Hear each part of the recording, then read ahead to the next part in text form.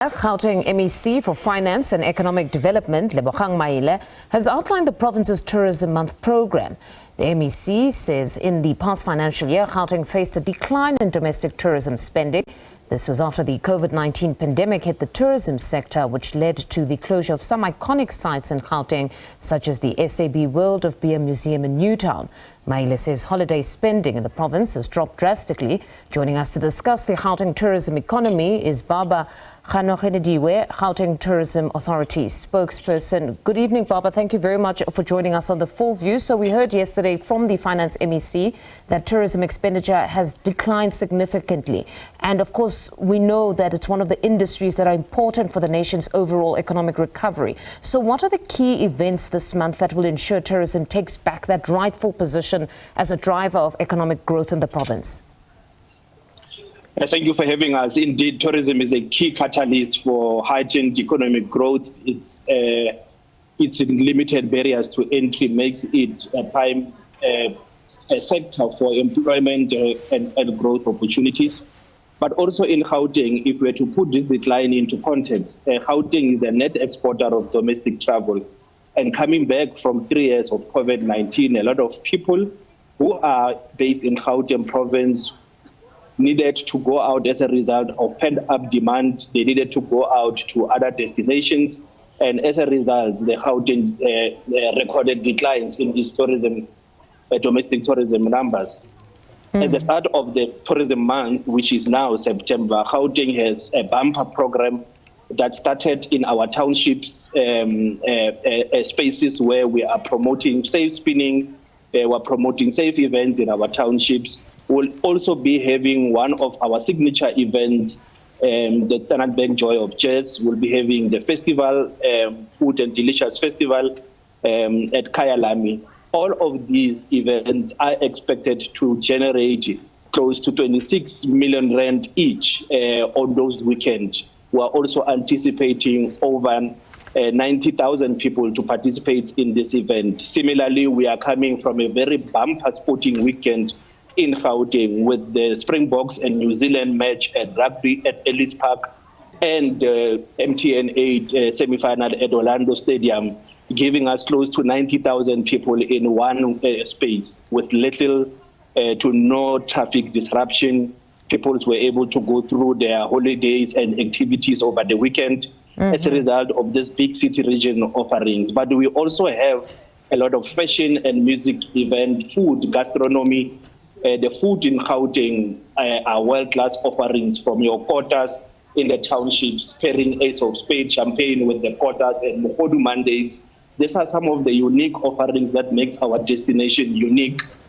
Of the top 15 townships in South Africa, with the biggest population, 11 of those are in Gauteng, and that's what we trade with in Gauteng. We trade with our people. 15.5 million of us are our new goals. No, quite a lot that will be happening this month. But what strategies do you have in place to include the previously marginalized players in the tourism and hospitality sectors? Absolutely, and that's part of what we are powering forward, to use our sport employers to look at opportunities for the former sports stars who are housed in some of our townships to be able to become tourist guide. You can imagine when somebody is guiding you and say, I have played in this stadium, I have stayed in this specific house. It doesn't become authentic than that. So we will be powering ahead with our sports tourism promotion. We'll also be including in the film and music tourism. As we house these international artists on our shores, they are bringing along their families, they are bringing along their friends. But we are also creating a piano route right here in the province where you are able to see where the actual birthplace of Mapiano, what did this happen? And we think this bodes well with the international demand, where local internationals and locals are no longer looking for the mountains and the sea.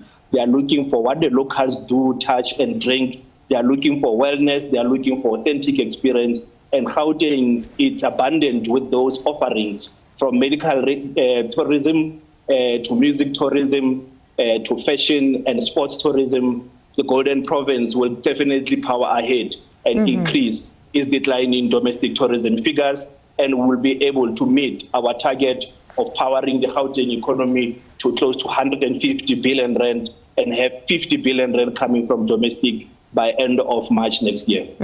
We had the MEC yesterday speaking a bit on crime. What role has crime played in the decline in tourism in the province? Gauteng continues to battle with the perception or realities of an unsafe destination. This we are not taking for granted. We are confronting it head on. The Premier last week presided over the parading of the military veterans who have now joined another strong force of 3,000 crime prevention wardens. We believe we have enough boots on the ground. The National Department of Tourism have also given Gauteng 100 tourism monitors to be deployed in our tourism hub, in our townships. We will also be using them to support our events.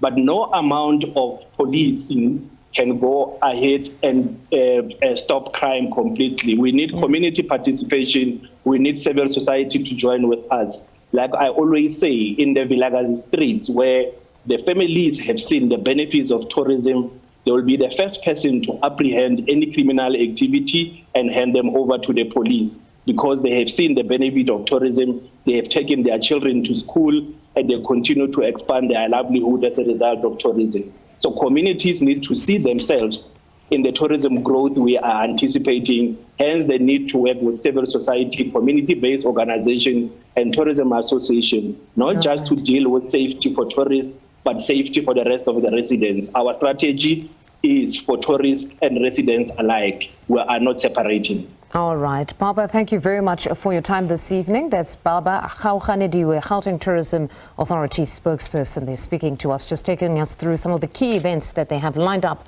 for this tourism month.